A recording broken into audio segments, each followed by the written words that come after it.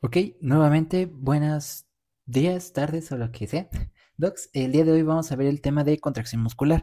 Entonces, ¿qué va a abarcar este tema? Vamos a abarcar qué es la unión neuromuscular, la transmisión neuromuscular, los potenciales de placa y todos esos que ven ahí. Este tema, lo único que no vamos a abordar tan a profundidad es las características diferenciales del cardíaco y liso, porque eso es más de bloque 2 y bloque 3. Solo los vamos a ver por encimita, pero lo necesario que tienen que saber, ¿ok? Entonces, ahora sí, vamos a iniciar. Es importante que hablemos antes de la anatomía y histología funcional del músculo, porque sí, es que padre que pues ya pasemos por anatomía, ¿no? Pero, y fisio, perdón, e histo, pero ya no nos acordamos de mucho, quizás no todos, a mí me pasó, entonces vamos a repasar. Músculo. El músculo va a estar formado por fascículos. ¿Qué son los fascículos? Si le hacemos zoom, vamos a irle haciendo de sumas, zoom poco a poco, ¿va? Entonces, el músculo va a estar compuesto por una unidad conocida como fascículo. ¿Y qué es un fascículo? Es un conjunto de fibras musculares. Una fibra muscular es lo mismo que decir célula muscular. Entonces, si escuchan fibra o célula, es lo mismo. Y ahora, esta célula muscular va a estar compuesta por qué? Va a tener su retículo sarcoplásmico. Este retículo sarcoplásmico, ¿qué es? Es lo mismo que hablar de un retículo endoplasmático liso. Es decir, va a ser el almacenamiento de qué? ¿De qué? De calcio. Ahora, también va a tener una sarcolema, que es el nombre con el que se le conoce a la membrana plasmática de la fibra muscular. También va a tener invaginaciones de esta sarcolema o de membrana, que se le conoce como túbulos T. Cada túbulo T va a estar asociada con dos retículos sarcoplásmicos, ¿ok? Es muy importante esta relación. También va a tener núcleos, o sea, en plural, tiene varios núcleos la célula muscular. Y su citoplasma, ¿cómo se le va a conocer? Como sarcoplasma. Ajá. Ahora, vamos a hacerle zoom. ¿Por qué? Ya vimos. Entonces, el músculo está formado por fascículos, que son un conjunto de qué? De fibras. Entonces, si le hacemos zoom a todo esto, obtenemos esto. Pero esta fibra muscular, fibra y célula es lo mismo, ¿eh? Nada más que al músculo le gusta ser único y diferente y tener nombres diferentes para organelos. Entonces, esta fibra muscular va a estar compuesta por miofibrillas. Y esas miofibrillas va a estar a su vez compuesta por miofilamentos. ¿Ok? Entonces, estas miofibrillas quiero que vean que tienen una disposición muy particular. A esta disposición particular que van a tener las miofibrillas se le va a conocer con el nombre de sarcómero. Ajá. Entonces, el sarcómero es la disposición que tienen los miofilamentos, o bien la unidad funcional del músculo esquelético. ¿Y por qué es? Porque es como están organizados. Pero antes, el sarcómero entonces es la forma en cómo están dispuestos los miofilamentos. ¿Y qué son los miofilamentos? ¿O qué tipos de miofilamentos hay? Pues hay dos tipos, los filamentos gruesos y los filamentos delgados. ¿De qué están hechos los filamentos gruesos? De miosina. ¿Y cómo van a ser compuestos? Tienen una cola, una cabeza y una bisagra. Mientras que los delgados van a estar compuestos por varias cosas. ¿Cómo qué? Como por actina. Todas estas bolitas que ven aquí son actina, específicamente G-actina o actina globular, la cual se va a unir eh, con otras actinas globulares y nos va a dar lugar a la actina F o filamentosa. Pero no solo está esa, también está la troponina. La troponina que va a tener a su vez tres subunidades, C, A y T, que ya veremos más adelante. Y la tropomiosina. Ahora bien, vamos a analizar un poco más este sarcómero. ¿Por qué? Porque, recordando nuestras clases de histología, vamos a poner que está en secciones, ¿no? La línea M va a ser la línea que va a tener pura miosina. No es cierto, la línea M es la que está en medio, ¿ok? En medio. La, esa es la línea, pero ahora vamos a tener bandas. ¿Cuáles bandas? Vamos a tener la banda H. Ajá. Que yo como me acuerdo, ven que aquí yo les dije que bueno, la miosina, yo como me acuerdo, ¿qué es la banda H? Porque la banda H está heavy de pesada, y son los filamentos gruesos pesados, por eso, banda H, yo lo pienso en heavy. Ahora, la banda A, que es la banda A, sí, ya sé que es anisotrópica, pero a mí me gusta pensar que es la banda A de all, o sea, de todos. Ujú. En la banda A va a ser donde vamos a tener a todos estos filamentos. Y la banda I va a ser en la cual únicamente tenemos filamentos delgados. ¿Y cómo me acuerdo de eso? ¿Cómo está la I? Delgadita. Por eso, nada más va a tener filamentos delgados. Y algo adicional, está esta proteína, que es la proteína más grande del cuerpo, conocida como titina, que me sirve para estabilizarme a la miosina. Es importante, ya veremos por qué. Y por último, el disco Z, que es lo que nos delimita un sarcómero de otro sarcómero, ¿va? Y es a donde vamos a estar, donde va a estar anclado el filamento de actina. Por eso aquí lo vemos, que aquí inicia, acá termina, ¿va? Ahora, vamos a ir con partes de una fibra muscular. Entonces, que en sí es solo lo que ya les acabo de explicar, ¿no? Solo que ahora contexto. Como le gusta ser única y diferente, se ponen nombres diferentes, pero es lo mismo. Sarcolema, membrana. Sarcoplasma, citoplasma. Y fibra muscular es lo mismo que una célula muscular. Ahora, quedamos que el sarcolema va a tener invaginaciones, que son los túbulos T, los que se conectan con el REL, también conocido como retículo sarcoplásmico. Y en el citoplasma, entonces vamos a tener, además de los núcleos, el REL y, ¿qué otra cosa? Los miofilamentos. Es decir, en el citoplasma de la célula muscular vamos a tener un montón de miofilamentos, que quedamos que hay dos, bueno, aquí les puse tres tipos: delgados, gruesos y adicionales. Los delgados son la actina, tropomiosina y troponina. Y los gruesos, la miosina. Y adicionales, la titina y la nebulina. ¿Y cómo van a estar organizados? En un sarcómero. Hasta ahí. Ahora, ¿cómo es el mecanismo general de la contracción muscular? Aquí se los pongo con texto y ya lo veremos con imágenes. Lo que nos tenemos que acordar es, va a llegar un potencial de acción a una neurona que está conectada con la fibra muscular. La neurona que damos ayer, que tenía membrana presináptica y postsináptica, ¿no? Entonces, la membrana presináptica le va a enviar una señal a la fibra muscular. ¿En forma de qué? De acetilcolina. ¿Y la acetilcolina con quién se unía? Con receptores nicotínicos. Se une con receptores. ¿Y para qué sirven esos receptores? Para permitir la entrada de sodio. Son canales. Despolarizan la fibra muscular. ¿Y esto qué va a permitir? Al despolarizarse mi célula, va a permitir la entrada de calcio. Corrijo, va a permitir la apertura de canales de calcio en el retículo sarcoplásmico. Y esto permite la unión de actina y miosina, los puentes cruzados, y después, para terminar, va a haber bombeo de calcio hacia afuera y hacia el retículo sarcoplásmico. Tú me dirás, ¿qué rascuacho me explicaste contracción muscular? Ya sé, nada más les estoy dando una introducción. Entonces, y por eso, ¿en qué lo podemos dividir? A mí me gusta dividirlo en eventos que ocurren en la unión neuromuscular, en la excitación, acoplamiento y contracción, y señal del calcio, más la relajación. Ahora sí, hablemos primero de la unión neuromuscular, porque si vamos a hablar de eventos que pasan ahí, tenemos que saber qué es. Entonces, la unión neuromuscular es, como su nombre nos puede ayudarnos a deducir, es la unión donde se va a unir una neurona con la fibra muscular. Entonces, específicamente, ¿qué tipo de neurona? Una neurona somática del asta posterior. Acuérdense de que, bueno, de que en el asta posterior tenemos justo neuronas motoras, ¿no? Entonces, las neuronas van a llegar y a inervar el músculo. Muchas neuronas inervan un solo músculo. Recuerden eso. Ahora, entonces, eso es de que muchas neuronas inervan a un solo músculo, pero una neurona se va a encargar de qué?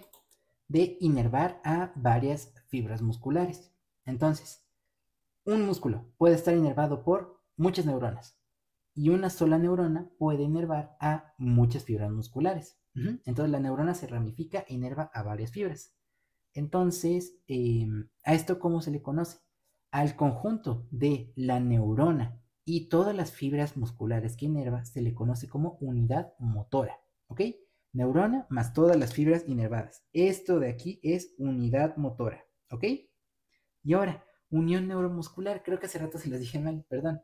Unión neuromuscular, también conocida como placa motora, es específicamente el conjunto de, vamos a ponerlo aquí, de una terminal más una sección de la membrana, más una fibra. ¿va? Una terminal y una fibra forman a una unión neuromuscular, ¿ok? Ok, entonces, eso es la unidad, eso es la unión neuromuscular. Ahora, ¿qué hay en la unión neuromuscular? Ah, ayer aprendimos lo de presináptico y sináptico, ahora vamos a hablar de algo muy similar.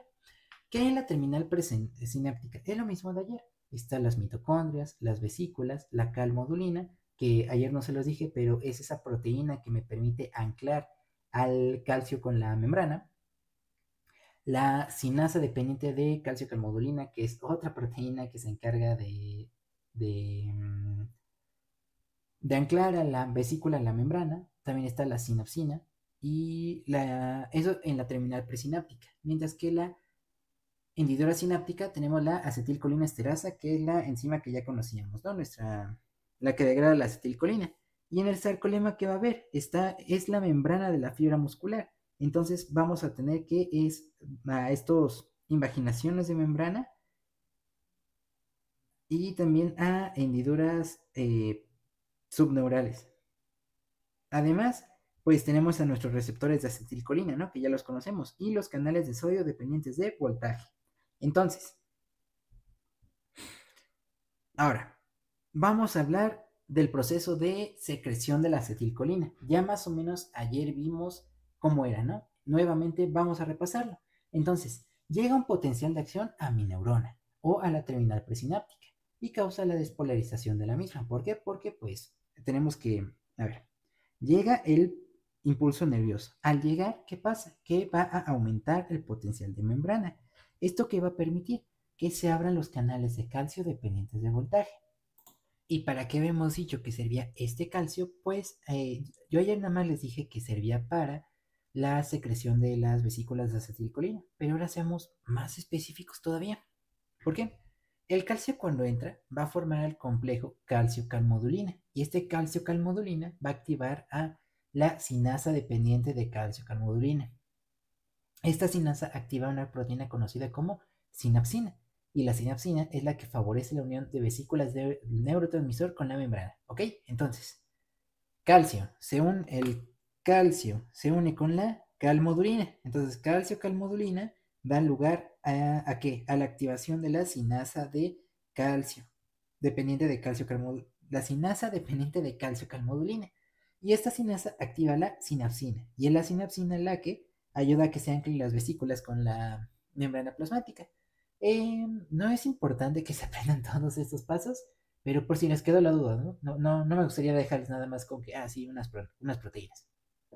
Entonces, quedamos que la vesícula se fusiona con la membrana y favorece que la liberación de la acetilcolina, ¿no?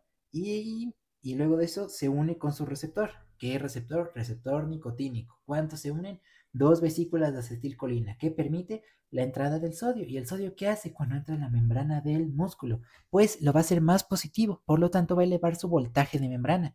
Y cuando eleva el voltaje de membrana, entonces, bueno, ¿cómo se le conoce a este cambio en el local del potencial de membrana en el músculo? Se le conoce como se llama como potencial de placa terminal y aumenta entre unos más 50 o más 75 milivolts, ¿ok? Y esto que permite, este voltaje de placa terminal o potencial de placa terminal, es decir, ese aumento que genera la unión de la acetilcolina, la apertura de canales y demás, genera un potencial de acción. Y el potencial de acción genera contracción muscular. Pero yo les había dicho ayer, la acetilcolina no vive toda la vida en la hendidura. ¿Qué le va a pasar? Se va a degradar. ¿Por quién? Por la acetilcolina esterasa. ¿Ok? Entonces, y aquí yo les quería dar una correlación clínica con bueno, cuáles son fármacos o toxinas que van a interactuar con mi músculo. Tenemos, por ejemplo, la toxina botulínica o al curare y a los relajantes musculares. ¿Qué hacen? La toxina botulínica inhibe la liberación de acetilcolina. Entonces, si no hay acetilcolina, ¿qué va a haber? Va a haber parálisis flácida. El curare, que es una cosa que está en unas ranas, y los relajantes musculares que se derivan de ese, ¿qué van a ocasionar? Van a inhibir la unión de la acetilcolina. Entonces, si la acetilcolina no se puede unir con sus receptores, esto no ocurre, ¿qué va a haber? Tampoco va a haber contracción, va a haber relajación, ¿ok? Y nuevamente, parálisis flácida. Neostigmina, esta la vimos ayer. La acetilcolina inhibe la acetilcolinesterasa y aumenta la contracción muscular, ¿ok? Entonces, nicotina y metacolina son agonistas de receptor nicotínico. De hecho, la nicotina, la que está en el cigarro, sirve para activar esos receptores y por eso es que tiene un efecto excitador y a la gente le gusta fumar, porque por el efecto que te genera esa despolarización, que te activa la liberación de glutamato y todo eso. Entonces, recuerdan que yo les platiqué justo de esta enfermedad, la miastenia gravis, que para qué es una mutación o una enfermedad autoinmune que ocasiona que mate ese receptor de nicotínico. Entonces también va a haber una debilidad muscular. Ahora, esto no va a ser un pequeño breviario cultural. Ahora, la degradación de acetilcolina por acetilcolinesterasa. Ah, bueno, perdón. Ya, quedamos. Se genera el potencial de acción, entonces se reparte por toda la fibra muscular. Ahora, ya puestos en ese contexto de que ya pasó todo esto, ahora ¿qué pasa? Entonces, liberamos la acetilcolina, ya se generó el potencial de placa terminal, que quedamos que ese se genera por la entrada de sodio, y se genera un potencial de acción. Entonces, este potencial de acción, ¿qué va a pasar?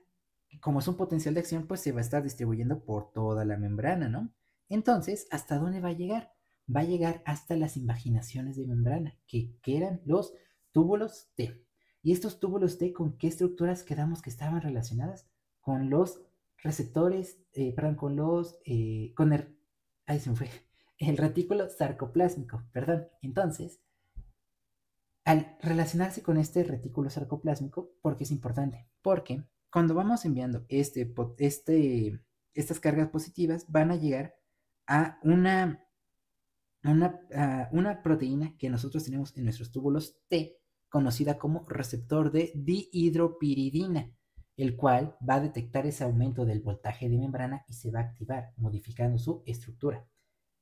Y ustedes miran, ¿y qué tiene que ver el retículo sarcoplásmico? Pues que el canal de dihidropiridina está conectado con uno conocido como el canal de rianodina. Y el de rianodina es un canal que va a estar en la superficie de ¿quién? Del retículo sarcoplásmico. Por lo tanto, ¿qué pasa? Como estos están conectados a algo así, ¿qué es lo que va a pasar? Que este receptor va a cambiar de forma. Y al cambiar de forma, ¿qué va a pasar? Va a pasar esto de aquí. El receptor cambia de forma y va a jalar, va a hacer que el canal de rianodina se abra. El de dihidropiridina hace que el de rianodina se abra. Entonces, el de rianodina se abre y al abrirse, que va a ocasionar que se pueda salir el calcio que está almacenado en el retículo sarcoplásmico. Recordemos que el retículo sarcoplásmico es lo mismo que el REL, pero en el músculo, ¿ok? Entonces, se sale el calcio y al salirse el calcio, ¿qué va a pasar? Ahorita vemos. Bueno, nada más otro dato adicional. Hay un concepto conocido como potencial miniatura, que se refiere a la liberación espontánea de una vesícula que no requiere de estímulo y no hay contracción. Esto es una de las razones por las que dicen que te puede, bueno, no es un concepto que menciona el gaito, nada más de que se liberó una vesícula de acetilcolina y eso pasó. Pero bueno, entonces, lo importante, quedamos. Nada más, otra vez repasando para que veamos que sí se nos quedó. La acetilcolina ya le llegó un estímulo a mi neurona y todo, y eso permitió que aumentara el voltaje de membrana. Esto permitió que los canales de calcio se abrieran, se mete el calcio activa todas esas moléculas de que calcio, globulina, la sinasa y demás, y todo la sinapsina, y eso favorece la fusión de las vesículas con la membrana. Se libera y ¿qué pasa? La acetilcolina se une con los receptores de nicotínicos y se genera el potencial de placa terminal. ¿Y esto para qué sirve? Para que entre el sodio entra y es lo que genera ese potencial, ¿no? Y al entrar mucho sodio, pues ¿qué va a pasar? También se van a abrir los canales de sodio dependientes de voltaje. ¿Y esto es qué va a hacer? Que entre más sodio todavía. ¿Y eso que genera? Genera un potencial de acción. Nada más como recordatorio. Recuerden, las células excitables tienen canales de sodio dependientes de voltaje. Los canales que son los responsables de que se presente el potencial de acción son los de sodio dependientes de voltaje. Si toda la vida se los van a estar preguntando, muy importante que lo recuerden, ¿ok? Sodio dependiente de voltaje. Ya, perdón. Pero era importante recordárselos. Y yo, aunque no es esquematizado aquí, recuerden que es sodio dependiente de voltaje, ¿va? Ya, potencial de acción. Como es un potencial de acción, se reparte por toda la membrana. ¿Y a dónde llega? Llega aquí, al canal de que quedamos que era de dihidropiridina. Yo como me acuerdo, una mnemotecnia, no sé si le sirva, espero que sí. Yo me acuerdo de director técnico. ¿De qué? De dihidropiridina. ¿T de qué? De túbulo T. Y los directores técnicos, ¿qué hacen? Dirigen a otros, ¿no? ¿A quién va a dirigir? Al de rianodina. ¿Por qué? Porque va a jalarle, le va a quitar la tapita para que abra. Por eso como que lo dirige, lo controla, ¿no? Entonces, le abre la tapita y yo como me acuerdo de que el de rianodina es el que está en el REL. Es muy importante como se parece, como están muy relacionados, se van a confundir y les van a preguntar cuál es el canal que permite la salida de calcio. Si les pregunta cuál es el que se encuentra en el REL, el de rianodina. ¿Por qué? Porque empieza con R de rianodina, R de REL. Ajá. R, rianodina. O el de REL. O también me acuerdo de que hay un rinoceronte en el REL. Porque me suena eso, ¿no? Pero bueno. Entonces ya quedamos. El receptor de qué? De dihidropiridina, que es en el túbulo T. Acuérdense, DT, director técnico, jala a la tapita del canal de rianodina que está en el REL. Sale el calcio. Y al salirse el calcio, ¿qué va a hacer? El calcio se va a unir con la troponina. ¿Se acuerdan de que los filamentos delgados están formados por troponina, actina y tropomiosina? Sí, qué bueno, porque aquí lo vamos a ver. La troponina es esta verdecita que está aquí y tiene varias partes. ¿Por qué? Tenemos a la troponina C, I y la T. Entonces vamos a decir troponina T, I y la C. La troponina T se llama T porque está unida con la tropomiosina. Como lo pueden ver aquí, que esta verde clarita se está uniendo con la tropomiosina. Luego tenemos a la troponina, perdón, estornudé, a la troponina I. La troponina I es la que es la inhibidora. Inhibidora. ¿Y esta de qué? Del sitio activo de la actina. Aquí vemos que tenemos este circulito, pues es la inhibidora. Y la troponina C, que es la que se va a unir con el calcio. ¿Ok? Entonces, la troponina, el calcio se une con la troponina C. Aquí lo vemos. Se une con la troponina C y se revela el sitio activo de unión de la miosina. Quiero que vean cómo aquí, bueno, más bien la troponina I no es inhibidora, perdón. La troponina I solo sirve para estabilizar al resto de la molécula. ¿Quién se encarga de inhibir o de tapar el sitio activo de la actina? Es la tropomiosina. Ay, sí, perdón, mi error. La tropomiosina es la que inhibe el sitio activo de la actina, ¿ok? Entonces, ¿para qué me sirve la troponina? La troponina me sirve para jalar a la tropomiosina. Al jalar a la tropomiosina, revelo el sitio activo de la actina. Y eso permite que ahora la miosina se pueda unir con la actina. Entonces, lo vemos aquí con los pasos. A ver, repasando. El canal, a ver ya, otra vez, desde el inicio. Perdón si se lo estoy repitiendo, pero es importante que no olviden los pasos anteriores, ¿no? Entonces, el impulso llega por la neurona, aumenta el potencial de membrana, se abren los canales de calcio, entra el calcio, calmodulina, todo eso, se fusiona la vesícula del neurotransmisor, se libera la acetilcolina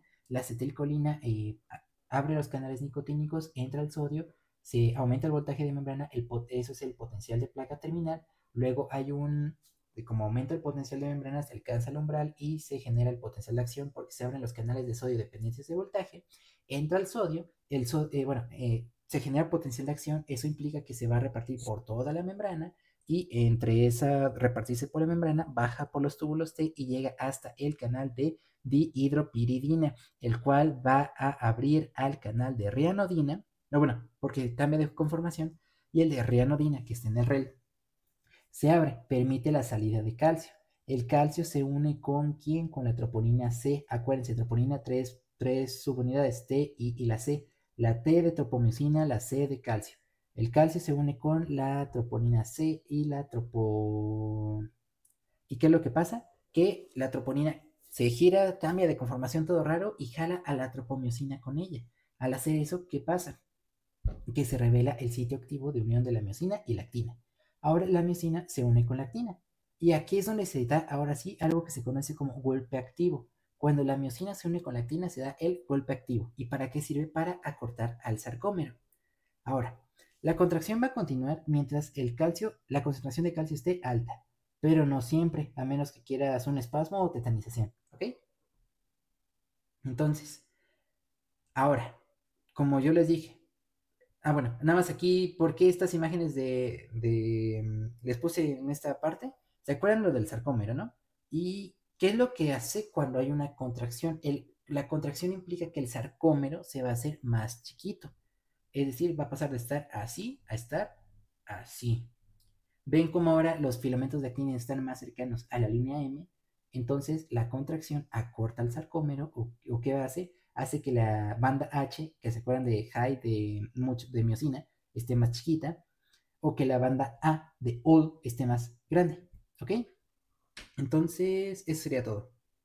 Ahora, quedamos que no vamos a vivir contraídos toda la vida, nos tenemos que relajar.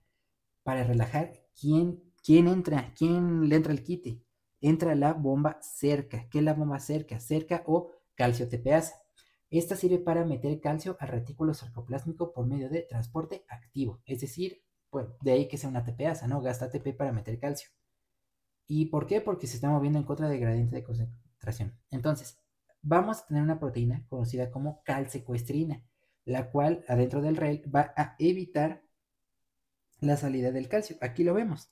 Entonces, el calcio que ya salió lo regresamos por medio de la bomba cerca, la cual rompe al ATP. ¿Para qué? Para tener energía para meter al calcio. Y para que el calcio ya no me ande de rebelde y no se esté saliendo, está la calsecuestrina, la cual impide la salida del calcio.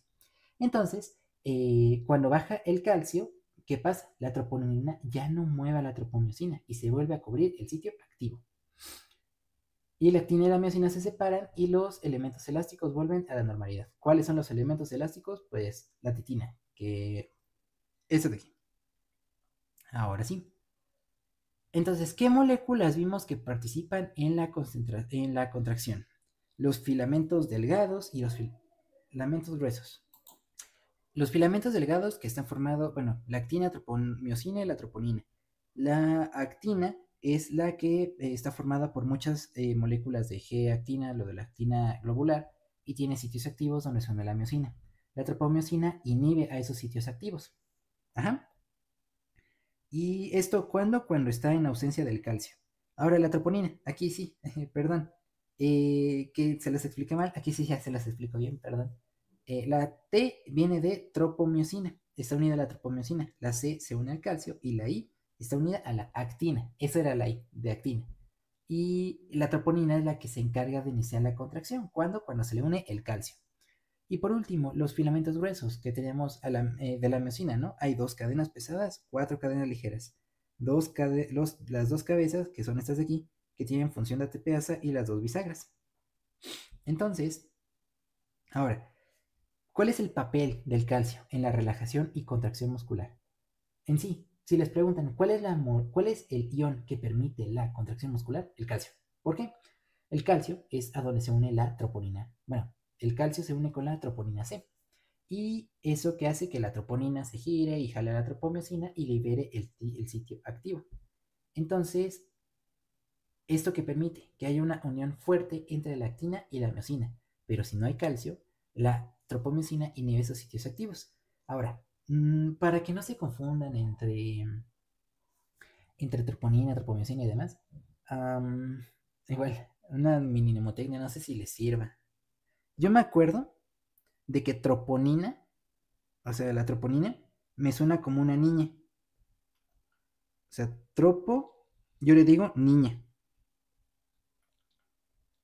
¿Por qué? Porque está chiquita. Entonces yo pienso en una niña de 3 años. ¿Y cómo son las niñas de 3 años? Bien latosas. Por eso es de que la troponina le da por girar y andar jalando a las personas, ¿no? Por eso yo me acuerdo de que la troponiña está chiquita y tiene 3 años. 3 años, ¿por qué? Porque tiene 3 años, porque tiene 3 subunidades. Y listo. La tropomiosina, yo me acuerdo de que es yo le digo estorbomiosina. ¿Por qué? Porque le estorba a la miosina para unirse con la actina. Entonces, igual, después no sé si le sirva, se los digo, a mí me sirve estorbomiosina, me suena a tropomiosina. ¿Por qué? Porque es un estorbo para la miosina. ¿Por qué? Porque el mayor sueño de la actina y de la miosina es estar juntos. Entonces, ya que vimos el papel del calcio, vamos a ver ahora el papel del ATP. Entonces, ¿para qué sirve el ATP? El ATP en la contracción muscular tiene 3 funciones. Número 1, verticalizar o poner a la miosina en posición amartillada. ¿Qué quiere decir? Que normalmente la miosina va a estar así, va a estar acostadita, pero cuando la miosina, que es una molécula que tiene una función de ATPase igualmente, porque puede hacer hidrólisis del ATP, ¿qué va a hacer? Va a verticalizarla. Entonces, cuando está así, es cuando nada más tiene ADP, pero si llega el ATP a la cabeza y la rompe, se para. ¿Ok? Entonces, número 1, verticalizarla. Entonces, al ser hidrolizada y todo eso. ¿Y para qué es? Para que se pare, para que se pueda unir. Ahora, también es la responsable de que se dé el golpe activo, es decir, que la miosina se una a la actina. ¿Y esto cómo lo va a lograr? Porque entonces llega el ATP, se rompe el ATP y se convierte en ADP y fósforo inorgánico. Cuando se rompe ese ATP, pasa de estar acostada a estar parada. Y ahora, ¿qué es lo que pasa o a qué me refiero con el golpe activo? Que el golpe activo lo que es de que el fósforo inorgánico se escinda o se salga y se pegue. Y ya después de esto, el ADP se va a ir. Y eso permitirá que desplacemos al filamento de actina. Entonces, si no me han entendido bien esto, no se preocupen, vamos a explicarlo con... muy bien. Les voy a intentar explicar la contracción muscular como si fuese una historia.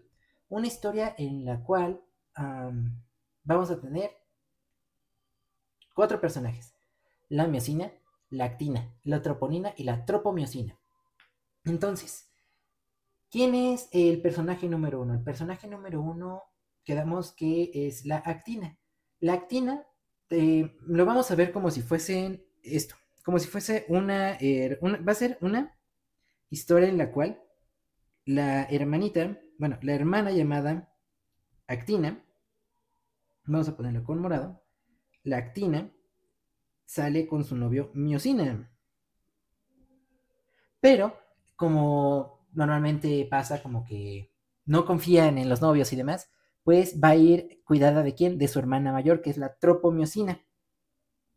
Yo me acuerdo que es la mayor porque, pues, es el nombre más largo, ¿no? Entonces, la tropomiosina, a este señor lo vamos a hacer más anchito para que recordemos que es el filamento grueso. Entonces, tenemos a la actina, a la miosina, y me falta quién? Me falta la troponina, que yo les había dicho ayer que la troponina iba a ser una niña chiquita, como de 3 años. Entonces, espero que estos esquemas sirvan y esta bonita historia sirva. Entonces, ¿cuál es el mayor sueño de la actina y de la miosina? Es estar juntos. Ellos, imaginemos como novios, se quieren dar un beso. Pero ¿qué es lo que pasa? Que la miosina está, no, la hermana tropomiosina no deja que actina se una con miosina. Entonces, la tropomiosina, que es la hermana mayor, es más, esta la vamos a hacer así, porque es la mayor, es la que está impidiendo que este señor miosina se quiera unir con actina. Entonces, ¿quién va a ser la que nos va a ayudar aquí? Nos va a ayudar la hermana menor. ¿Quién es la hermana menor? La troponina. Y como los niños chiquitos se distraen con cualquier cosa, vamos a imaginar que aquí llegó un globito de calcio. Cuando llega el globito de calcio, ¿qué es lo que hace? El globito de calcio va a hacer que la hermana troponina agarre al globo. ¿Y qué quiere hacer? Se mueva. Entonces, como la niña agarra el globo, ¿qué va a pasar? Va a mover a la hermana, o sea, se la va a llevar. Y entonces, ¿qué va a pasar? Que aquí miosina va a aprovechar para darle un beso a actina, ¿ok? Entonces, acuérdense de eso. Y ahora, ¿qué es lo que... Ya, paso número uno, ya quitaron al estorbo de por medio. Ahora, miosina tiene que agarrar valor para que se pueda unir con esa actina. ¿Y cómo va a agarrar valor? El valor lo va a agarrar en forma de ¿qué? De ATP.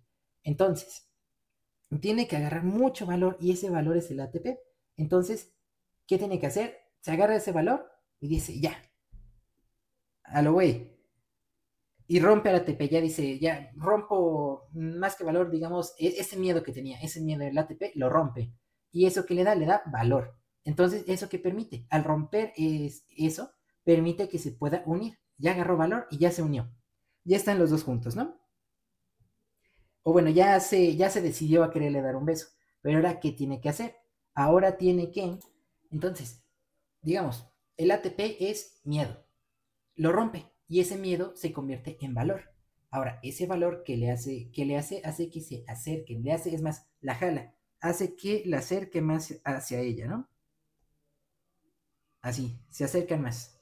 Y después de eso, ¿qué hace? Que después le vuelve el miedo, porque dices, no, es que no os voy a ver a tomar y demás. Y ya y se separan. Y cuando digo que le vuelve el miedo, ¿a qué me refiero? Es que le va a regresar el ATP. Ahora bien, si no me entendieron esta historia rara, no se preocupen, ya se los explico como algo más normal y más formal, que es el mecanismo de la contracción muscular. Ahora sí, el ciclo del golpe activo. Entonces, ¿por qué les expliqué con lo del hermano y todo eso? Bueno, entonces, poniéndonos en contexto y hablando en términos formales, ¿qué son las dos cosas que vamos a necesitar para la contracción muscular? Por un lado, el calcio y por otro lado, el romper al ATP. ¿Ok? Entonces, el calcio, ¿para qué quedamos que era? Era para que se uniera la troponina y la troponina jalara a la tropomiosina. En nuestro ejemplo era un globito que llegaba con la niña y la niña jalaba a su hermana mayor. Yo me acuerdo porque troponina suena como a niña y de 3 años, chiquita, entonces la troponina está chiquita y jala a la mayor que la tropomiosina, que estaba estorbando a la actina y a la miosina. Entonces, ya que pasa eso, tenemos al ATP. ¿Y el ATP para qué lo quiero? El ATP me sirve ¿para qué? Para romperlo. Cuando lo rompo, ¿qué hago? Mi miosina se verticaliza. Y cuando se verticaliza, ¿qué va a pasar? Que va a ser más fácil que se una. Entonces ya con esto, por eso les pongo aquí como un paso cero. El cero es ¿qué necesitamos para que inicie el ciclo? Necesitamos que el calcio se una a la troponina y la troponina se mueva. Y necesitamos que el ATP se una a la miosina. ¿Para qué? Para que lo rompa y verticalice. Y de esta manera quede una miosina verticalizada y una troponina que jaló la tropomiosina. ¿Ok? Pero quiero que vean aquí muy bien algo. Que en el momento en el que rompía la ATP y se verticalizó esto, se unieron actina y miosina. ¿Por qué? En el ejemplo de hace rato es porque la actina y la miosina son dos novios que tienen mucha afinidad el uno por el otro, querían estar juntos. Entonces, es por eso que cuando rompe el miedo, yo les he dicho que era el ATP, se convierte en ADP y fósforo inorgánico. Entonces, hace que se verticalice. ¿Ok? Ahora bien, ya que verticalicé a esta miosina, ¿qué va a pasar? Se unen automáticamente. Ahora, este es el inicio del golpe activo.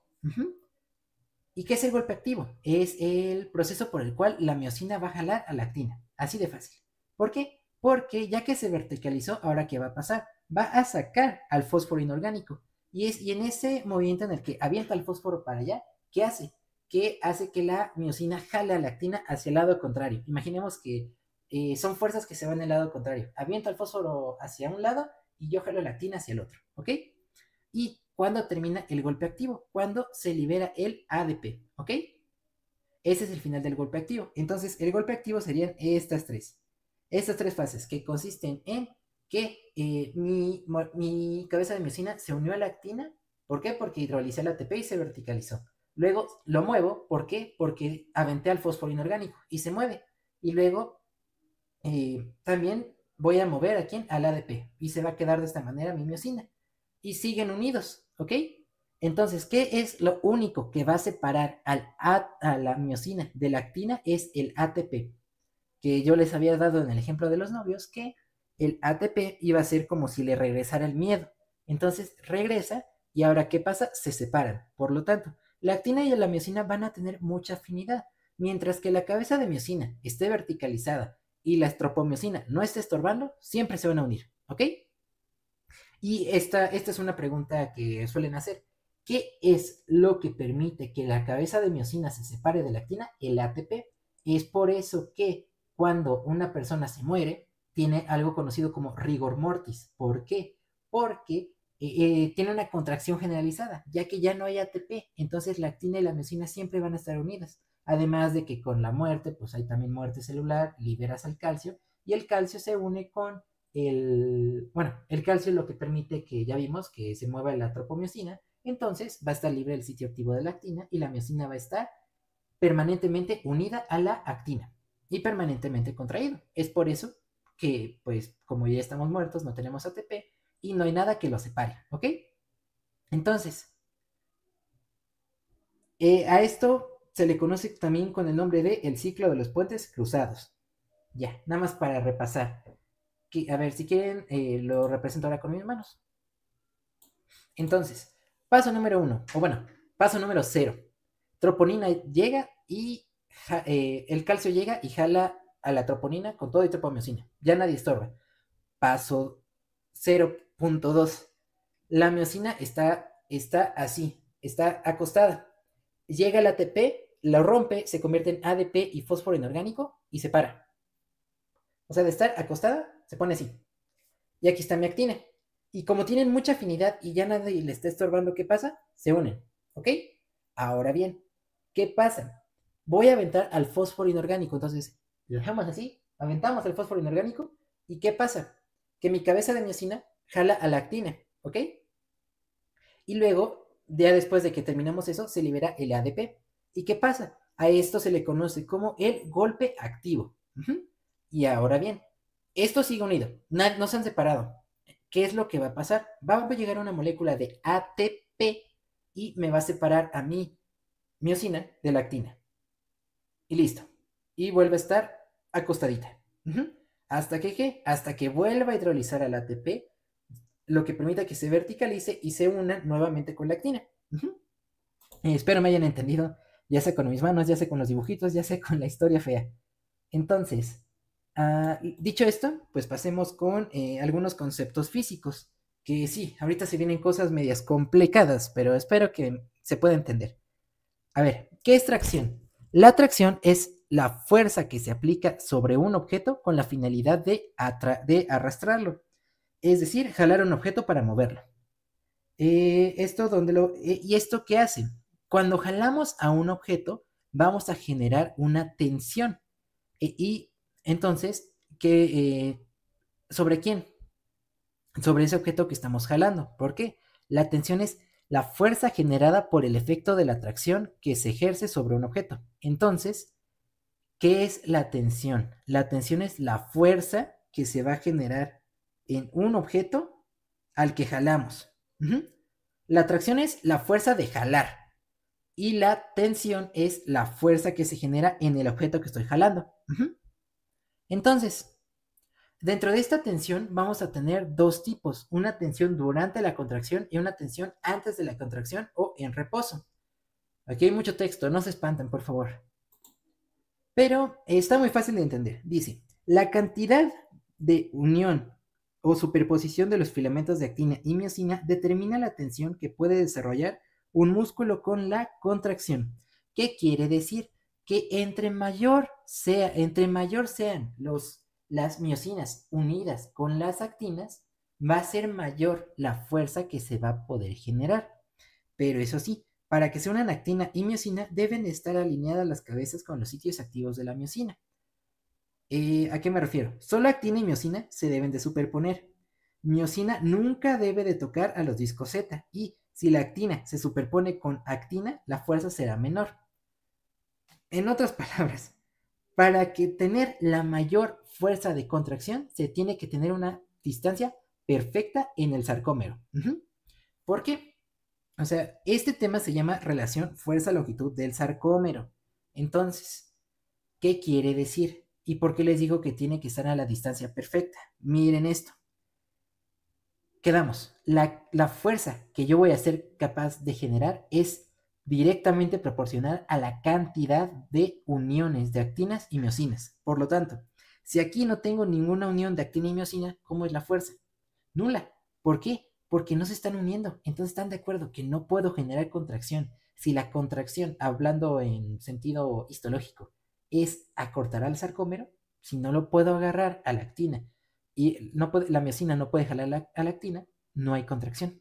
Por eso, a grandes distancias del sarcómero, no hay baja fuerza de contracción. En cambio, si es a una baja, si es a la distancia perfecta, quiero que vean aquí cómo están. Estos puntos negros son los sitios activos de la actina. Quiero que vean cómo están alineados aquí. Aquí están perfectos. ¿Por qué? Porque la miosina se une con la actina. Entonces está perfecto, ¿no? Están alineados, están a una buena distancia y sí se van a poder jalar. Caso contrario, ¿qué pasa cuando superponemos actina con actina? Es decir, acortamos de más al sarcómero. Imagínense que la actina se va a empezar a hacer como chicharrón, como lo que vemos en esta parte de aquí. ¿Por qué? Porque ya jalamos tanto al sarcómero que ya la actina ya se está apachurrando. ¿Y qué es lo que pasa en este momento? Que la miosina ya no se va a unir con los sitios activos de la actina. Por lo tanto, ya no hay unión de la miosina con la actina. Por lo tanto, baja la fuerza de unión de la que pueda generar. ¿Ya vieron? Por eso es muy separados, no hay contracción. Bueno, no hay contacto de actina y miosina, no hay contracción. Y muy cerca, la actina se empalma con actina. Lo que ¿qué pasa? Las cabezas de miosina se corrugan, es decir, se mueven, se enchuecan, se desordena el sarcómero y no hay contacto con sitios activos. Entonces, en resumen de esta diapositiva, relación fuerza-longitud es como una relación, es decir, una relación de que amorosa. ¿Y a qué me refiero con esto? Que lo ideal es que, bueno, como yo lo veo, es que sea una relación en la cual ni estén tan separados como una relación a distancia, porque amor de lejos, amor de conejos, ni que estén tan cerca, porque pues estar como mocos también es molesto, ¿no? O sea, como de, oye, ya quiero mi espacio. Entonces, algo así es con la relación de fuerza-longitud, porque si están a la distancia perfecta, perfecta fuerza de contracción. Pero si están todos apachurrados, es baja la fuerza, ¿no? Y si no quieren mi mnemotecnia, bueno, mi asociación fea, pues piensen que la actina cuando la juntamos de más, ¿qué pasa? Se arruga. Entonces no se puede unir. Y si está muy lejos, tampoco se puede unir. Ahora sí, esta es una gráfica conocida como la gráfica de tensión-longitud de un sarcómero. Entonces, ¿por qué les expliqué hace rato lo que era la tracción y lo que era la tensión? Bueno, esencialmente para que comprendieran que la tensión es una fuerza. Entonces aquí estamos viendo cómo va a ir cambiando la fuerza de acuerdo a la distancia del sarcómero. Y vamos a explicar la gráfica. Cuando tenemos una longitud del sarcómero muy corta, ¿cómo se va a ver nuestro sarcómero? Se va a ver así. ¿Y qué va a pasar? Habíamos quedado que la actina se corruga, ¿no? Se pone así toda hecha chicharrón. ¿Y qué pasa? Que los sitios de la miosina no coinciden con la actina. Por lo tanto, ¿qué va a pasar? La actina se hace como acordeón, el sarcómero está muy chico, se desorganiza. ¿Y qué pasa? No hay unión de actina con miosina. Por lo tanto, no hay fuerza. Eso es lo que vemos aquí. Hay cero de fuerza en una longitud del sarcómero muy baja. Ahora bien, o bueno, hay una tensión baja. Y si no es cero, simplemente es muy baja, ¿no? Ahora, ¿qué pasa cuando tenemos una distancia un poco mayor? Pues ya se empiezan a alinear aquí los sitios activos y ahí sí podemos hacer una mayor contracción. Ahora bien, ¿qué es lo que pasa cuando estamos a una distancia perfecta. ¿Qué es lo que representan la B y la C? Es decir, la distancia en la que las cabezas de miosina se alinean perfectamente con la actina. Eso es lo que vemos aquí. Esa es la distancia perfecta del sarcómero. En cambio, cuando se alejan de más, ¿qué pasa? Ya no se tocan la actina y la miosina. Por lo tanto, no va a haber fuerza de contracción. Y ahí sí es cero. Digamos que en esta todavía puede haber un poquito por de repente una cabeza que quede de miosina que quede alineada con un sitio activo. Pero aquí si de plano no se pueden tocar, no hay fuerza, ¿ok? Eso es lo que me explica esta gráfica. Ahora bien, ¿qué tipos de tensiones hay en el músculo? Recuerdan que yo les hablé de una tensión pasiva y una tensión activa. Vamos a ver. En ambos casos hablamos de una fuerza que se genera al jalar algo, ¿no? Entonces, ¿qué es la tensión pasiva? La tensión pasiva es la tensión que se tiene antes de la contracción. Esta tensión es generada por la titina y los elementos elásticos que traccionan a la miosina. En otras palabras, es la tensión que vamos a generar al estirar un músculo. ¿Y para qué lo tenemos? Es un mecanismo de protección para evitar el estiramiento del sarcómero. Si esto le suena un poco en chino, es muy sencillo de entender. ¿Qué quedamos que era la tensión? Es la fuerza que generamos en algo que jalamos. Es decir, mi mano, ¿qué está haciendo? Hagan de cuenta esto. O a ver, déjenme buscar algo rápido. Listo. Ok, aquí tengo estos audífonos, ¿no? A ver, voy a hacer mi cámara un poquito más grande. Aquí tengo estos audífonos. Entonces, cuando están así, ¿qué es lo que pasa? No hay fuerza, no estoy haciendo nada. En cambio, ¿qué es lo que pasa cuando esta mano comienza a jalar?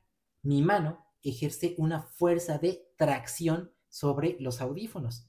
¿Y qué ocasionan? Ocasionan que se genere una tensión sobre los audífonos. Los audífonos se ponen tensos porque yo los tracciono, ¿ok?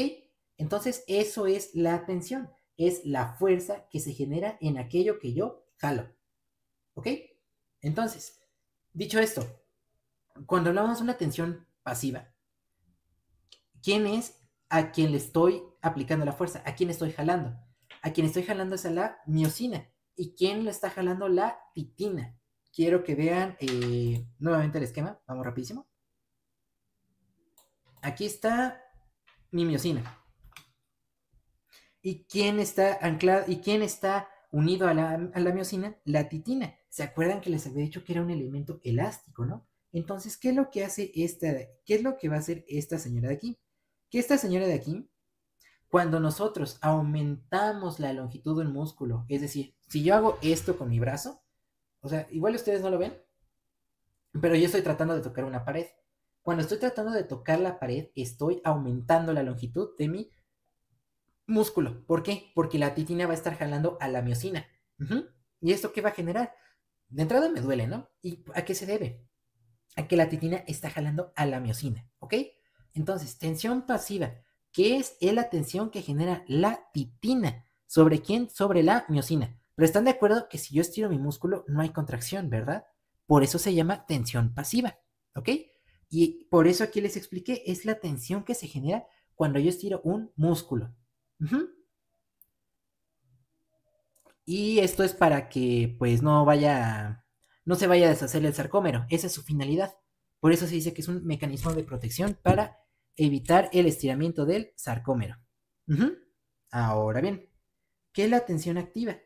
Nuevamente, ahora vamos a ver que algo jala y otra cosa se tensa. Entonces, ¿quién jala? En este caso es la miosina. ¿Y a quién jala? A la actina. Y aquí lo vemos. La miosina es el ejemplo, volvamos a mi brazo. La miosina ejerce una fuerza de tracción porque le está jalando. ¿Y qué está haciendo? Está traccionando a la actina. Y quiero que ustedes hagan este ejemplo. Quiero que con esta mano jalen a la otra. ¿Y qué van a sentir? Van a sentir cómo se estira cómo se estira esta mano. A la que están jalando, ¿ok? ¿Eso qué es? Es la tensión. Entonces, si a ustedes les duele hacer eso, también bueno, si ustedes sienten cómo se genera la tensión, pues también le va a pasar hacia la actina, ¿no? O sea, imagínense que un montón de manos están jalando a esos filamentos, pues le va a doler, bueno, se va a generar tensión. Esa es la tensión activa y es la tensión generada por la miosina. Es decir, esta es la tensión que se genera cuando se realiza el Golpe activo. Listo. Ahora, ¿por qué les expliqué todo esto? Porque en el Guyton viene esta tablita, bueno, esta gráfica que nos explica cómo va cambiando la tensión dependiendo a la longitud del sarcómero. Entonces, no es cierto, no del sarcómero, del músculo. Entonces, la tensión activa, ¿para qué me sirve? La tensión activa, quedamos que es la que se genera con la miosina. Y esta tensión va a aumentar conforme pasamos de una distancia corta a la óptima, que era lo que estábamos hablando cuando hablamos de relación longitud-fuerza del sarcómero. Entonces, esta va aumentando conforme se alcanza una distancia perfecta, pero disminuye cuando cuando se acercan de más. ¿Por qué? Porque se corrugan, ¿no? Entonces, a eso se refieren. Que por eso es que al inicio, vean esta, la distancia a la mitad de la distancia. ¿Qué significa esto de estar a la mitad de la distancia? Que están muy juntas. Entonces veremos una imagen, algo de que... Así. Esto de aquí es lo mismo que veríamos aquí. Cuando yo les dije que sí se genera fuerza, pero es baja, ¿no? Porque como se corruga y eso no hay un enlace perfecto entre cabezas de miosina y lactina. Entonces, ¿qué pasa? Que conforme vamos distanciándonos un poquito, se alcanza la distancia perfecta, que es esta distancia de aquí, ¿no? Una distancia adecuada a la cual puedo perfectamente hacer los enlaces con lactina. Y eso es lo que me permite alcanzar la tensión máxima. ¿Por qué? Porque aplico la fuerza máxima. Pero ¿qué pasa? Si me voy alejando más y más y más, ¿qué me va a pasar? Pues que va a ir bajando la fuerza, ¿no? ¿Por qué? Porque pues ya no se están tocando adecuadamente los sitios, ya no se están ni siquiera tocando la actina y la miosina. Es por eso que si ven aquí, aquí se corta, ¿no? ¿Y por qué se corta? No, no es porque aquí termine la gráfica, si se dan cuenta aquí sigue. Aquí se corta esta tensión, ¿por qué? Porque ya es tanta la distancia que ya no puedo hacer, ya no se pueden conectar las cabezas de miosina con lactina. Ok, ahora, la tensión pasiva aumenta conforme aumentas la longitud de tu músculo. Es un mecanismo de protección ante el estiramiento excesivo. ¿Y esto porque se genera por la titina? Entonces, básicamente, ¿qué me está diciendo? Que entre más, este está más fácil de entender, ¿no? Porque solo me dice que entre más aumente la extensión de mi músculo, más voy a sentir la tensión. Quiero que hagan el ejercicio. Toquen la pared. Intenten tocar la pared sin moverse de su lugar. Van a sentir esa tensión. Esa tensión que se sienten es la tensión pasiva. Y ahora, ¿por qué me interesa todo esto? Me interesa porque la tensión activa es la que yo genero con la contracción. Y esto hasta es algo que pueden, si alguno va al gym, lo pueden poner en práctica. ¿Por qué? Porque quiero que cuando estén haciendo algún ejercicio, por ejemplo, a ver cuál, van a hacer un ejercicio como el curl de bíceps, que es en el que se ponen de que así y jalan y doblan el brazo, ¿no? Quiero que hagan el ejercicio de que mientras hacen eso, intenten tocar el suelo. Es decir, estiren su brazo hacia el suelo e intenten flexionar el brazo. ¿Qué va a pasar? Que la primera mitad les va a costar mucho y ya la segunda mitad va a estar más sencilla. ¿Por qué? Cuando tienen el brazo estirado, volvamos a la gráfica, que es justo lo que les puse aquí. Cuando tienen el brazo estirado, es decir, el doble de la longitud del músculo, ¿qué va a pasar? ¿Qué le va a pasar a la tensión activa? Va a bajar. ¿Por qué? Porque como los sarcómeros están muy lejanos, la distancia está muy grande, no se tocan. Entonces no hay fuerza de contracción. Y aparte, ¿qué les va a pasar? Les va a doler. ¿Por qué? Porque lo que les duele es la tensión pasiva, la que genera la titina, la que se genera cuando estiro el músculo. Entonces, cuando tienen su brazo con la pesa hasta abajo, ¿cómo se va a encontrar? Se va a encontrar aquí, que es lo que aquí trato de representar. En cambio, cuando ya van subiendo, ¿qué va a pasar? Que la tensión pasiva va a disminuir. ¿Por qué? Porque estoy acortando el músculo. Y al acortar el músculo, permito que alcance la distancia perfecta entre la actina entre el sarcómero, en el sarcómero. Y eso que hace que alcance la fuerza máxima. Y luego de eso, ¿qué pasa? Que pues ya vuelvo a la... Llego hasta acá. Y al llegar hasta acá, ¿qué van a notar? Básicamente. Cuando están de pasar de aquí a aquí en medio, les va a costar. Pero ya de aquí a aquí les va a costar poquito. Entonces, pasar así les va a costar un montón. Llegar aquí en medio ya no es tan difícil. Y ya pasar de acá, muy fácil. ¿Eso por qué? Porque conforme se va cortando la distancia del músculo, va aumentando la fuerza de contracción, ¿no? Claro que ya vimos que pues tampoco es estar todos pegados, porque si no ya no hay interacción de actina y miocina. Entonces, ya, hasta ahí. Ya casi acabamos con las gráficas, si no me equivoco. Sí, entonces, ahora vemos la relación velocidad de contracción contra la carga. La verdad, está muy sencillo ¿no? Si un músculo se contrae contra una carga mínima, la velocidad es máxima. En cambio, si conforme aumentas la carga, la velocidad baja. Muy fácil. Si les digo, háganme ese ejercicio del curl de bíceps con una botellita de agua, pues dices, sí, güey, de una. Pero si les doy 2 garrafones de agua, a ver, hagan una. Bueno, habrá quien sí y yo, mis respetos. Pero si no, van a ver cómo baja la velocidad. Entonces, eso hasta llegar a cero, que es cuando ya intentas flexionarlo y ya no cargas nada. Es eso. Es esta sencilla, ¿no? Ahora vamos con los dos tipos de contracción. Ujú. ¿Qué tipos de contracción tenemos? Tenemos la contracción isotónica y la contracción isométrica. Etimologías. ¿Qué es isotónica? Isotónica es mantener el mismo tono muscular. Y tú me dices, ok, eso no me dice nada. Ya sé, no se preocupen.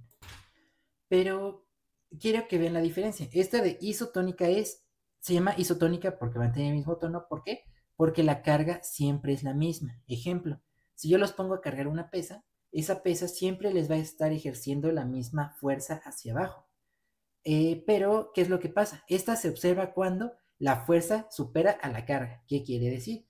Que como yo sí puedo cargar la pesa, entonces, ¿qué va a pasar? Va a haber un movimiento. Por eso, al haber un movimiento, ¿qué va a estar cambiando? La distancia del sarcómero. Por eso esta se llama isotónica, porque el peso de la mancuerna nunca cambia. Lo que cambia es la distancia, ¿ok? Entonces, isotónica no cambia el peso, sí cambia la distancia. Por eso aquí pueden ver esa pesita, ¿no? Que se ve idéntica. Lo que está cambiando es que el músculo se está como acortando. Igual el sarcómero. El sarcómero se está haciendo así, se está haciendo chiquito. En cambio, ¿qué pasa en este caso? En este caso de la isométrica, se llama isométrica porque es la misma distancia. El músculo no se está moviendo. No hay movimiento visible. Entonces no hay acortamiento del sarcómero. La tensión activa es contrarrestada por la pasiva. Y un ejemplo muy claro de esto, bueno, en este caso, sí, hace rato. Esta era cuando mi fuerza era capaz de ganarle al peso. Esta es al revés, donde el peso me gana. Entonces, ¿qué va a pasar? Ejemplo, me ponen a cargar esos 3 garrafones de agua. Eso ya creo que ya está más pesado que alguien lo pueda cargar con un brazo, ¿no? Entonces, ¿eso qué va a pasar? Va a estar oponiendo muchísima resistencia hacia abajo. Entonces, ¿eso qué va a hacer? Que estire a mi músculo. Y al estirar lo que genera tensión pasiva, es decir, tensión antes de la contracción. Y entonces, eso es lo que aquí dice, la que genera al jalar la miocina, cuando la titina jala a la miocina. Entonces, se genera cuando una carga le gana a la fuerza que yo puedo generar. Ejemplo, ese garrafón de agua. Entonces, en resumen, isotónica. ¿Por qué se llama isotónica? Porque el peso no cambia, lo que cambia es la distancia. ¿Y por qué cambia la distancia? Porque yo soy capaz de ¿qué? De cargar ese peso y por lo tanto de moverlo. Por eso es isotónica. En cambio, la isométrica, la distancia no cambia. Es más, si quieren, quédense con eso. Creo que es más fácil entender distancia que el tono muscular, ¿no? Entonces, isotónica, la distancia cambia. ¿Por qué? Porque es un peso que yo puedo mover. En cambio, isométrica, la distancia no cambia. ¿Por qué? Porque está tan pesado que no lo puedo mover. Entonces lo único que me va a generar va a ser tensión. Aunque también Otro ejemplo de estos ejercicios es cuando haces una plancha. No sé si ubiquen el ejercicio.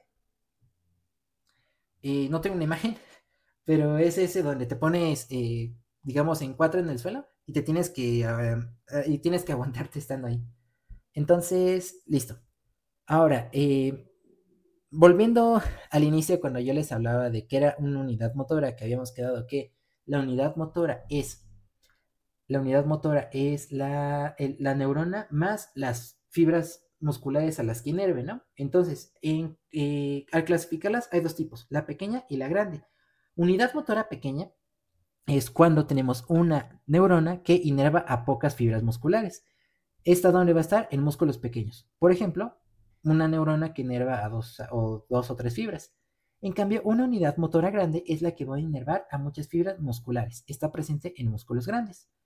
Un ejemplo, la unidad motora pequeña en un músculo de la mano, unidad motora grande en el pectoral mayor, en el trapecio, algo así. Cosas de nato. Entonces, listo. Ahora vamos a hablar de la sumación de fuerzas. Ayer hablamos de la sumación espacial y sumación temporal. Aquí vamos a ver también algo similar.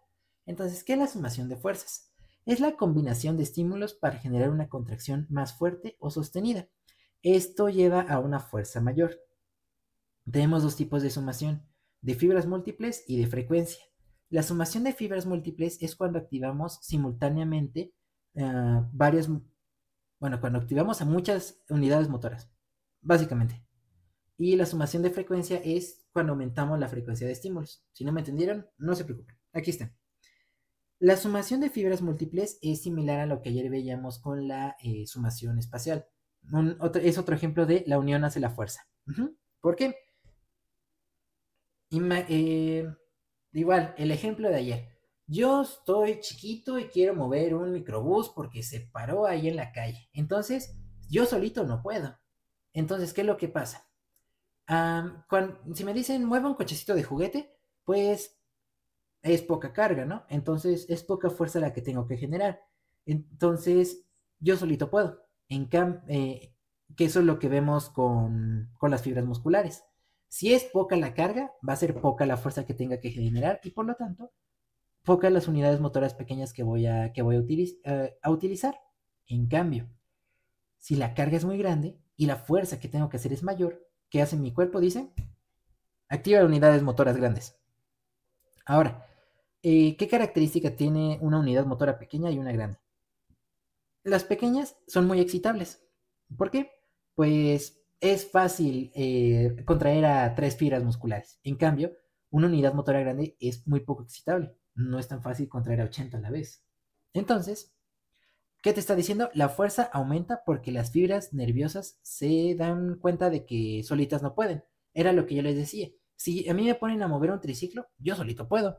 Pero si me ponen a mover un camión, digo, no manches, no, ya no, le llamo a mis compas. Así las fibras musculares. 5 kilitos, fácil. Una unidad motora y vámonos. 50 kilos, ahí sí ya no. Necesitamos una unidad motora grande. Esto es la sumación de fibras múltiples, ¿ok? Y ahora, ¿qué es la sumación de frecuencia? Cuando le das estímulos repetidos a un músculo a lo largo del tiempo sin dejar que se relaje, cada nueva contracción se sumará a la anterior. Como no le has dado tanto tiempo de relajarse, pero ya no lo contraes. Entonces, las contracciones se superponen hasta fusionarse. ¿Esto qué quiere decir? Esto, esto se explica muy fácil con imaginarse que están empujando a un niño. A un niño, no empujar violentamente, sino a un niño en un columpio. Entonces, si yo estoy empujando a un niño en el columpio, tengo dedos. Lo empujo y lo detengo. Lo empujo y lo detengo. ¿Eso qué es? Eso, si estoy haciendo esto, no lo hago con qué finalidad. Para que, pues, no salga volando el niño. ¿Por qué? No sé si ustedes alguna vez llegaron a hacer eso con sus amigos. Yo lo hacía con mi abuelito y mi abuelito tan bonito. Eh, o sea, si era de que si viene de regreso y tú aprovechas y lo empujas otra vez, ¿qué va a pasar? Se va a ir con más fuerza. Entonces, eso va a seguir. O sea, aquí estamos, esto por cómo se aplica al músculo. Que si das una contracción y luego das otra sin dejar que se relaje el músculo y das otra y das otra y das otra y das otra, pues se da esta que es la sumación de frecuencias. Es por eso que, es por eso que cuando están en el gym, pues las primeras repeticiones, digamos, las primeras repeticiones les cuestan, ¿no? ¿Por qué? Porque ahí nada más es una sola fuerza de contracción la que es un... los fibras musculares se están contrayendo solitas, pero ¿qué es lo que pasa cuando si siguen haciendo? Si siguen haciendo van a reclutar a más fibras musculares o se va a ir sumando esas fuerzas que generas con cada contracción. ¿Por qué? Porque el músculo no se ha relajado, por lo tanto, como sigue contraído, pues todavía pues, se puede ayudar para jalar el peso, ¿no? Entonces, es por eso que las primeras repeticiones pueden costar, pero ya después que vas haciendo más, te cuestan menos. Pero bueno, llegas a un punto en el que ya dices, ah, ya no puedo más. Eso sería la tetanización, que es cuando hay altos niveles de calcio y pues el músculo siempre va a ser contraído. Pero ya eso es cuando ya es una contracción de que muy intensa. O sea, no llegas a eso estando en el gym. Entonces, esto, por favor, no lo vayan a confundir con el calentamiento. La razón por la que tienes que calentar se explica por esto, que es el fenómeno de trepé o escalera.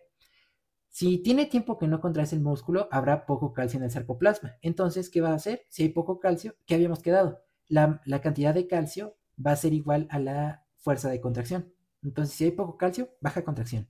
Hay poca fuerza. No tenemos tanto calcio para mover troponina, tropomiosina y demás. Pero ¿qué es lo que pasa cuando aumentamos las contracciones? Si seguimos contrayendo el músculo, ¿qué va a pasar? El calcio sigue saliendo del retículo sarcoplásmico. Por lo tanto, va a aumentar la fuerza de contracción. Y si aumenta la fuerza de bueno, si aumenta el calcio, ¿qué va a pasar? Va a ir aumentando la fuerza. Por eso es que es importante que cuando vayan al gym no empiecen directamente con 50 kilos porque se pueden lastimar. Si ya los cargan, muy bien. Pero si no, es importante que vayan subiendo de manera gradual el peso. ¿Por qué? Por el fenómeno de trepé o escalera. Así que ya saben, la próxima vez que vayan al gym y calienten, no van a decir voy a calentar, sino voy a poner en práctica el principio fisiológico de trepé o escalera. ¿Para qué? Para que lo saquen del gym por nerds. Y ahora, bueno, esta ya era la explicación que les había dicho rapidísima de músculo esquelético y cardíaco. Entonces, ya acabamos, ya, nada más esto. El músculo esquelético es un músculo estriado, solo se contrae ante un estímulo de una neurona somática y no hay contracción espontánea ni es estimulada por hormonas. Ahora, ¿por qué se da el inicio del potencial de acción? Porque por la entrada de sodio. ¿Por quién? Por la acetilcolina, que se une con los canales nicotínicos y permite la entrada de sodio. Ahora, ¿y esto cómo es su proceso de contracción? Pues es el acoplamiento, excitación, contracción. ¿Qué es acoplamiento? El, todo el tema de los miofilamentos, de quelactina con la miosina y demás. Entonces, el potencial de acción que se distribuye por el túbulo T, abre canales de calcio en el retículo sarcoplásmico, el calcio sale, es una troponina y demás. Qué bonito. Ya lo aprendimos, ¿no? Ahora vamos con, ¿y cómo se ve su potencial de acción? En una grafiquita se va a ver así. Ya lo conocemos, se parece muchísimo al de las neuronas que conocimos en la clase número 4. Ahora, ¿cómo es el músculo cardíaco? Aquí les digo una pregunta que vino en el DEPA del año sí, del año pasado. Ah, ¿Qué decía? Decía, ¿cuál es el ion que permite que aumente la duración del potencial de acción? Algo así decía, no la recuerdo a la perfección, pero la respuesta sería calcio. ¿Por qué? Porque aquí van a ver, cuando lleguen a bloque 2 y espero que yo se los pueda explicar, si Dios quiere, que el calcio va a permitir que se dé algo conocido como la meseta del potencial de acción cardíaco, en el cual, ¿qué pasa? El potasio sale, pero el calcio entra. Y esto que hace es lo que causa un equilibrio, causa que más que un equilibrio, causa que se dé justo esta meseta. ¿Por qué? Porque estoy perdiendo cargas positivas, pero también las estoy ganando. Entonces eso hace que el potencial de acción se mantenga de esa manera. Y esto se debe, si no me mal recuerdo, a los canales de calcio tipo L. Entonces, el músculo es recordatorios histológicos. ¿Cómo es el músculo cardíaco? Estriado. Control extrínseco por el sistema nervioso autónomo. Este puede iniciar la contracción de manera espontánea. Recuerden lo de las células marcapasos. Bueno, no sé si ya lo saben. Ya aprenderemos en bloque 2 los bonitos canales tipo Foni, que son los que permiten que el corazón lata por sí solito, porque son canales activados por hiperpolarización y todo eso. No se preocupen, ahorita no lo tienen que saber. Y este sí puede ser modulado por el sistema endocrino. Ahora, ¿por qué inicia el potencial de acción? Si hace rato vimos el del músculo esquelético, ¿por qué entra el sodio? Aquí va a ser por la entrada de calcio en el nodo SA y por sodio en las aurículas, ventrículos y fibras de Purkinje.